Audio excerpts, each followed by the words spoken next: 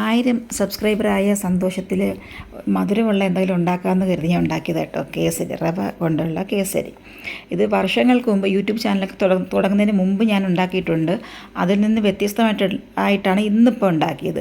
ഇപ്പോൾ രാത്രി 12:30 മണിയൊക്കെ കഴിഞ്ഞ് ഉണ്ടാക്കിയത്. അന്ന് ഞാൻ പാലൊക്കെ ചേർത്തിട്ടാണ് ഉണ്ടാക്കിയത്. എങ്ങനെ ഉണ്ടാക്കുന്നതെന്നൊന്നും എനിക്കറിയത്തില്ല. അന്ന് അങ്ങനെ ചെയ്തത്. ഇതിപ്പം ഞാനിപ്പോൾ വറുത്ത റവയാണ് എടുത്തിട്ടുള്ളത് കേട്ടോ. ഈ കണ്ടൻസ്ഡ് മിൽക്കിൻ്റെ ആ ടിന്നിൽ ഒരു ടിന്ന് ഞാൻ എടുത്തിട്ടുണ്ട്, റോസ്റ്റഡ് റവ. എന്നിട്ട് ഞാൻ ഒന്നുകൂടെ വറുക്കുക, നെയ്യൊക്കെ കൂടുതലെടുത്ത് ഒഴിച്ചത്. എന്നിട്ട് അതിന് പഞ്ചസാരയും അതേ അളവിൽ തന്നെ എടുത്ത്. പഞ്ചസാര എനിക്ക് തോന്നുന്നു കുറച്ചുകൂടെ വേണമായിരുന്നെന്നാണ് എനിക്ക് തോന്നുന്നത്.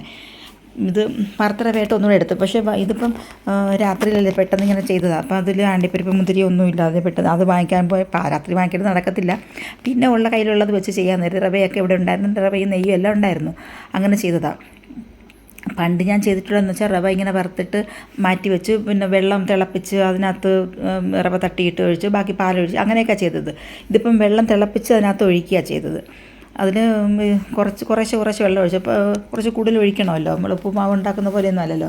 റവയിൽ എത്ര വെള്ളം ഒഴിച്ചാലും റവ അത് മുഴുവൻ അത് കുടിച്ച് കുതിർന്ന് കൂടുതൽ വരത്തേ ഉള്ളൂ. ഞാൻ എടുത്ത ചട്ടിയും ചെറുതായിപ്പോയി. ഇത്രയും കൂടുതൽ വരുമെന്നുള്ള കാര്യം ആലോചിക്കാതെ അതങ്ങനെ ചെയ്തത്. അത് വറുത്ത് റവയുടെ കളറൊന്നും മാറരുത് കേട്ടോ. ഇതിലിപ്പോൾ ഞാൻ വേറെ കളറൊന്നും ചേർത്തിട്ടില്ല. കേസരി എന്ന് കേൾക്കുമ്പോൾ തന്നെ നമുക്ക് ഓർമ്മ വരുന്നത് മഞ്ഞ കളറാണ് ഓർമ്മ വരുന്നത്. ചുവപ്പിലും ഉണ്ടാക്കുന്ന ആൾക്കാരൊക്കെ ഉണ്ട്, പക്ഷേ മഞ്ഞയാണ് ഞാൻ കൂടുതലും കണ്ടിട്ടുള്ളത്, മഞ്ഞയാണ്. ഇതിപ്പോൾ ഞാൻ കളറൊന്നും ചേർത്തിട്ടില്ല. ഇതിപ്പം വെള്ളം ഒഴിച്ച് വെള്ളമെല്ലാം വറ്റി വരുമ്പോൾ പഞ്ചസാര ഇട്ട് കൊടുക്കുക. അത് പഞ്ചസാര കുറേശ്ശെ ഇടുന്നതായിരിക്കും നല്ലത്. ഞാനിപ്പോൾ എല്ലാം കൂടെ തട്ടിയിടുക ചെയ്തത്. പാത്രവും ചെറുതായിപ്പോൾ ഇളക്കുന്ന ബുദ്ധിമുട്ടായിരുന്നു. പഞ്ചസാര അലിഞ്ഞ് വരുമ്പോഴേക്കും അത് നല്ല ലൂസാകും. വീണ്ടും വെള്ളം ഒഴിച്ചതുപോലെ തന്നെ നന്നായിട്ട് ലൂസായി വരും പഞ്ചസാര ഇടുമ്പോൾ.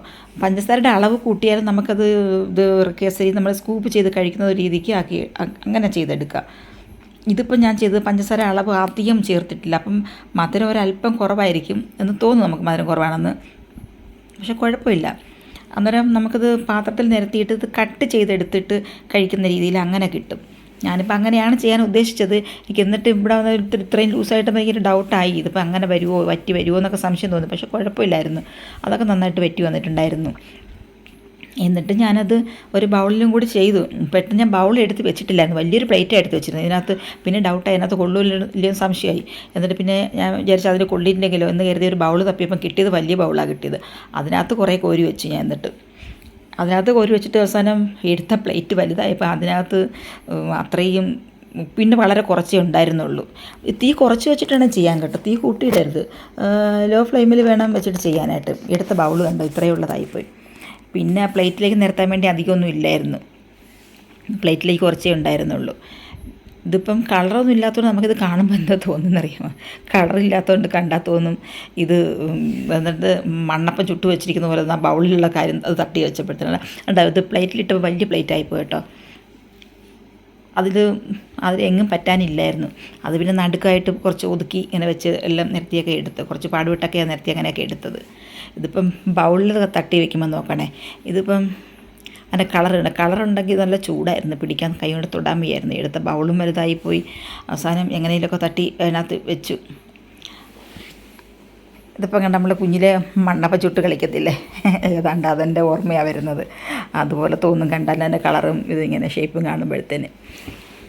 അണ്ടിപ്പരിപ്പ് മുന്തിരിയും കൂടെ മുകളിലുണ്ടായിരുന്നെങ്കിൽ കാണാൻ്റെ ഒരു ഭംഗി വന്നേനെ. അതൊന്നും ഇല്ലായിരുന്നു. ഇത് നന്നായിട്ട് കുറച്ച് സമയം കൊണ്ട് തന്നെ അത് കട്ടിയായി കേട്ടോ. കട്ടിയാത് മുറിച്ച് കേക്കല്ല കേസരി അത് കട്ട് ചെയ്ത് ഞാൻ ആദ്യത്തെ പീസയും കൊടുത്തത് എൻ്റെ ബ്രദറിൻ്റെ മോനെടുത്തുണ്ടായിരുന്നു. അവനാണ് ഞാൻ ആദ്യം എടുത്തു കൊടുത്തത്. ബാക്കി ഞാനും കഴിച്ചു. അപ്പോൾ നിങ്ങളൊന്ന് ഉണ്ടാക്കി നോക്കണം. പക്ഷേ എനിക്ക് അന്ന് പണ്ടുണ്ടാക്കിയതിൽ പാലൊഴിച്ചാൽ കൊള്ളായിരുന്നു എനിക്ക് തോന്നി, പിന്നീട് തോന്നി.